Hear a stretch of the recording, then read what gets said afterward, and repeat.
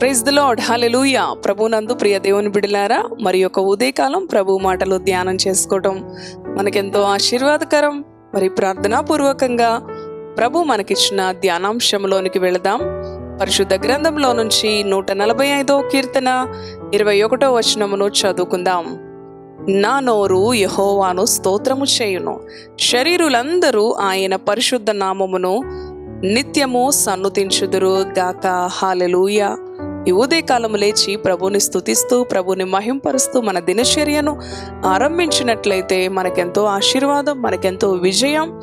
మన ప్రతి పరిస్థితి నుంచి ఆయన మనలను విడిపించి స్వస్థపరిచి బాగు చేసి మనలను ఆశీర్వదించే దేవుడు, మన జీవితాల్లో అద్భుత ఆశ్చర్య కార్యాలు చేసే దేవుడు. మనుషులు ఊహించిన విధంగా ఆయన నీ జీవితంలో గొప్ప కార్యాలు చేసే దేవుడు. మనుషులు ఊహించిన రీతిగా, డాక్టర్స్ ఊహించిన రీతిగా ఆయన నీ జీవితంలో నిన్ను స్వస్థపరిచే దేవుడు. నీ భయము నుంచి నిన్ను విడిపించి నీకు ధైర్యాన్ని ఇచ్చే దేవుడు. నీ బలహీనతలను నిన్ను విడిపించి నీకు బలాన్ని ఇచ్చే దేవుడు. నీ భీతి కలిగిన పరిస్థితులు, నీ దుఃఖకర పరిస్థితుల నుంచి ఆయన నిన్ను విడిపించి నీకు సంతోషాన్ని ఇచ్చే దేవుడు. ఈ ఉదయకాలం నీ నోరు ఆయనను సన్నుతించే విధంగా, ఆయనను స్తోత్రించే విధంగా ఉన్నదా సహోదరి సహోదరుడా? ఉదయం నేనే లేచి ప్రభుని స్తుతించడానికి ఆశతో భక్తుడు అంటున్నాడు, దుప్పి నీటి వాగుల కొరకు ఆశపడినట్లు దేవా నీ కొరకు నా ప్రాణం. అవును, నీ నోరు నీ ప్రభుని, నీ ప్రాణము నీ ప్రభుని సన్నుతించాలి, నీ ప్రభుని ఘనపరచాలి, నీ ప్రభుని హెచ్చించాలి. శరీరులందరూ కూడా ఆయన పరిశుద్ధ నామమును నిత్యము సన్నుతించుదురుగాక అని చెప్తూ ఉన్నాడు. అవును, ఈ ప్రపంచంలో ఉన్న సర్వ మానవాళి ఆయన పరిశుద్ధ నామమును సన్నుతించదగిన విధముగా ఆయన అర్హుడు, ఆయన పూజార్హుడు, ఆరాధనకు యోగ్యుడు, స్తుతికి పాత్రుడు. పరిశుద్ధ గ్రంథములో 3 అనుభవాలు మనం చూసుకుందాం.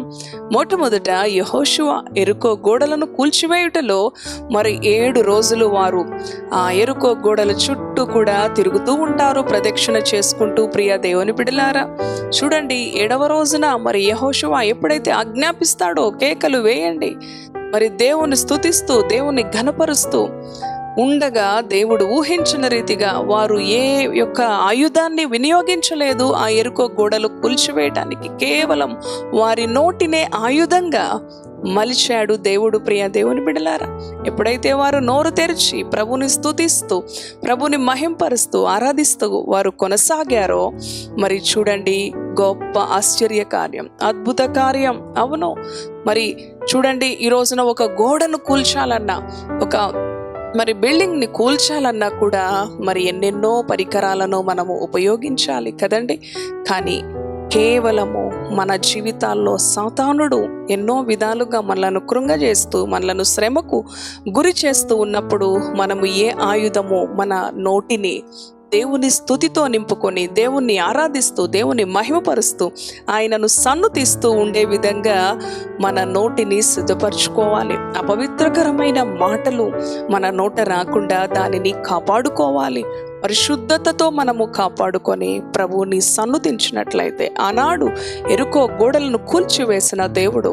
అవును ప్రియ దేవుని బిడ్డలారా, నీ జీవితంలో నీకు అడ్డుగా ఉన్న ఏ గోడనైనా, నీ ఆశీర్వాదానికి అడ్డుగా ఉన్న ఏ గోడనైనా ఆయన కూల్చివేయగలడు. అవును, నీ యొక్క ఆశీర్వాదమును అడ్డుకుంటున్న సాతాను యొక్క తంత్రాలను ఆయన కూల్చివేయగలడు. ఆనాడు పౌలు శీలలు కూడా పాటలతో స్తుతించారు. చెరసాల పునాదులు కదిలించబడినవి, ఖైదీల యొక్క సంకెళ్ళు తెగి పడిపోయినప్పటికీ కూడా దేవుడు గొప్ప ఊహించని రీతిగా చూడండి వారి శ్రమలో అయ్యో అని మూలుగుతూ మరి వారు విచారంతో మనము మేలు చేసి కీడు అనుభవిస్తున్నాం ఎన్నడూ కూడా అట్టి రీతిగా వారు నిస్సహాయత, నిస్పృహను, భయమును, భీతిని చెందలేదు. ప్రభుని స్తుతించారు. వారి గాయములతో మరి వారి దేహములో మరి ఎన్నో దెబ్బల చేత, నొప్పుల చేత మూలుగుతూ ఉన్నప్పటికీ కూడా ప్రభుని స్తుతించారు. అవును, ఆనాడు సౌలు కూడా సౌలుకు ఎప్పుడైతే దురాత్మ ఆవరిస్తుందో దావీదు వచ్చి వీణ వాయిస్తూ ప్రభుని స్తుతించినప్పుడు ఆ దురాత్మ విడిచి వెళ్ళిపోయింది.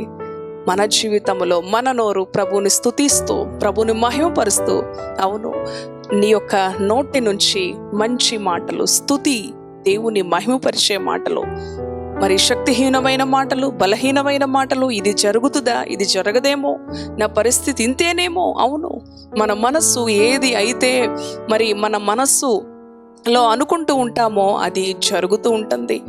దేవుని స్తుతించు. దేవుని గొప్ప కార్యాలు, మన ముందు ఉన్న భక్తులు ఏ విధంగా దేవుని స్తుతించి ఆశ్చర్య కార్యాలు, ఊహకి అందని కార్యాలను చూచారో. అవును ప్రియ దేవుని బిడ్డలారా, నీవు కూడా నీ నోట స్తుతిని నింపుకో. ఈ ఉదయకాలము ప్రభువునందు విశ్వాసము గల దానవై, విశ్వాసము కలిగిన వాడవై ప్రభువుని ఎల్లప్పుడూ స్తుతించు. ఆయన శరీరులందరూ కూడా ఆయన పరిశుద్ధ నామమును సన్నుతించాలని దేవుని వాక్యం చెప్తూ ఉంది. అటు రీతిగా ఈ ఉదయకాలం, అవును ప్రభువా, నాకున్న పరిస్థితులను బట్టి నేను నిన్ను స్తుతిస్తున్నాను. నాకున్న అడ్డుగలిగిన పరిస్థితులు, ఆటంకాలు, నా ఆశీర్వాదానికి ఏ మరి దురాత్మ శక్తుల ప్రభావం ఉంటుందో నేను కేవలము స్తుతిస్తున్నాను, నిన్ను ఆరాధిస్తున్నాను. నీ నోట ప్రభు స్తుతిని నింపుకో.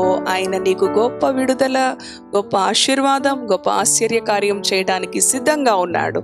ఇటు మాటలు ప్రభు మన వినికిడిలో దీవించునుగాక. ప్రార్థన చేసుకుందాం. దయగలిగిన తండ్రి, పరిశుద్ధుడానికి స్తోత్రాలు. ఆయన నా నోట స్తుతిని, అవును ప్రభువా, సర్వ శరీరులు కూడా నీ పరిశుద్ధ నామమును సన్నుతించే కృప.